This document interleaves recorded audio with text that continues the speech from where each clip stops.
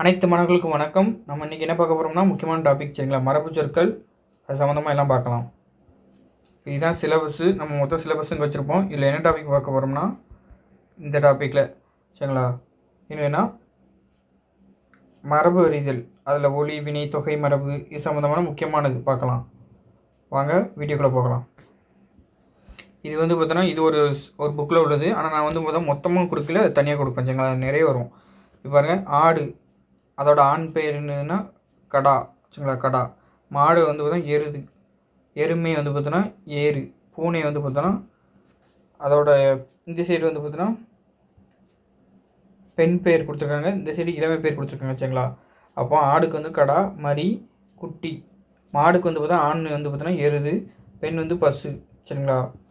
அதெல்லாம் பார்த்தா இளமை பேர் கன்றுன்னு கொடுத்துருக்காங்க. எருமைக்கு பார்த்தோன்னா ஏறு, ஆண், குளவி சரிங்களா. பூனைக்கு கடுவன், பெட்டை, குட்டி. குதிரைக்கு பார்த்தா ஆண் பெயர் பார்த்தா மா, பெண் பெயர் பெட்டை, இளமை பேர் குட்டி. பன்றிக்கு களிறு, அதான் பெண் பெயர் பார்த்தா பிணை, இளமை பேர் குட்டி. மானுக்கு பார்த்தா கலை அப்படின்னு பேர் இருக்குது, ஆண் சரிங்களா. பெண்ணுக்கு பிணை, இளமை பேர் குட்டி.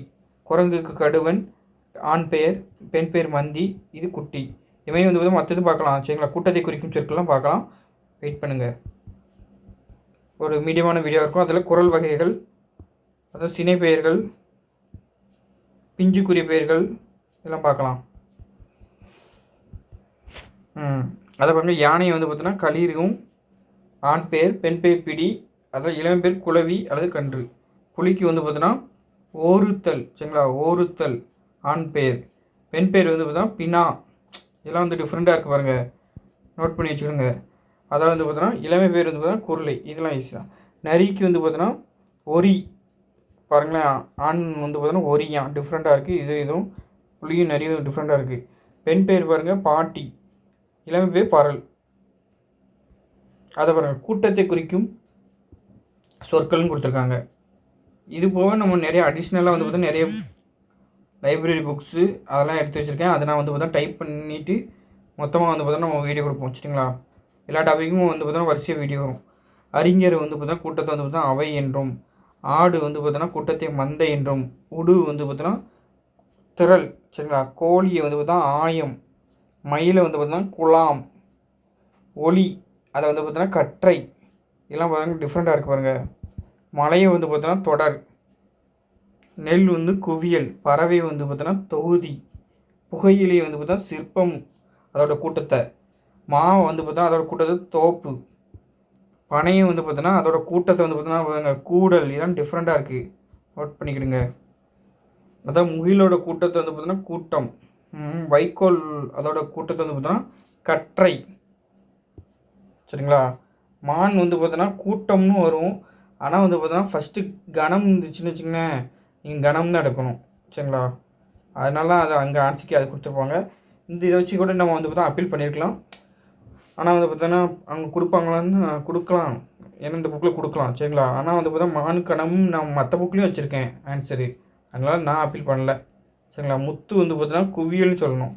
ஆணை பார்த்தோன்னா அதோட கூட்டத்தை பார்த்தா பந்தி, பல்லோட கூட்ட வரிசையை வரிசைன்னு சொல்லணும்.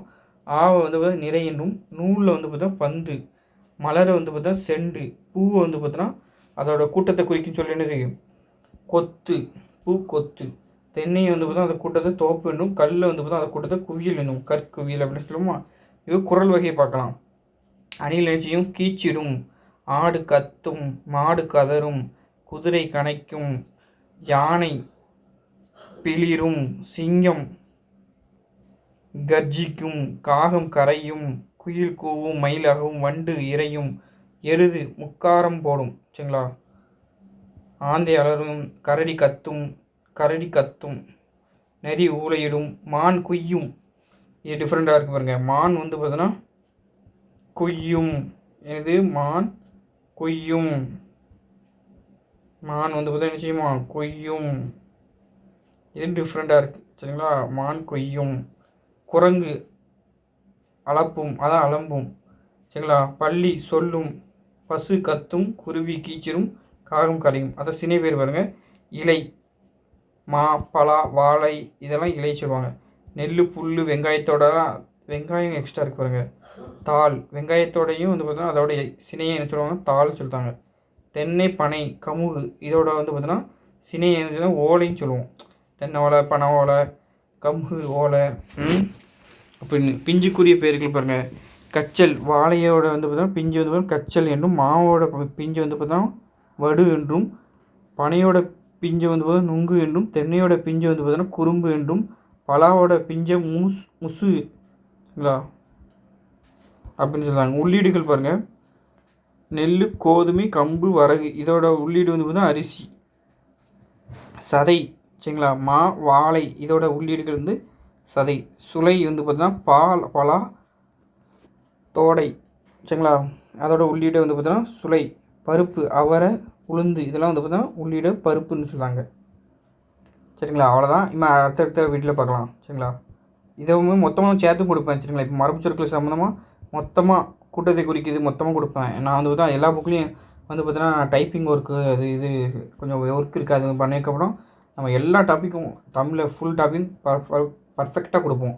ஏன்னா சொல் பொருள், ஒளி வேறுபாடு எல்லாமே எங்கேருந்து கேட்டிருக்காங்கன்னு நம்ம எல்லாமே வந்து பார்த்தா அனலைஸ் பண்ணி அந்த புக்கை வந்து பார்த்தா எடுத்தாச்சு.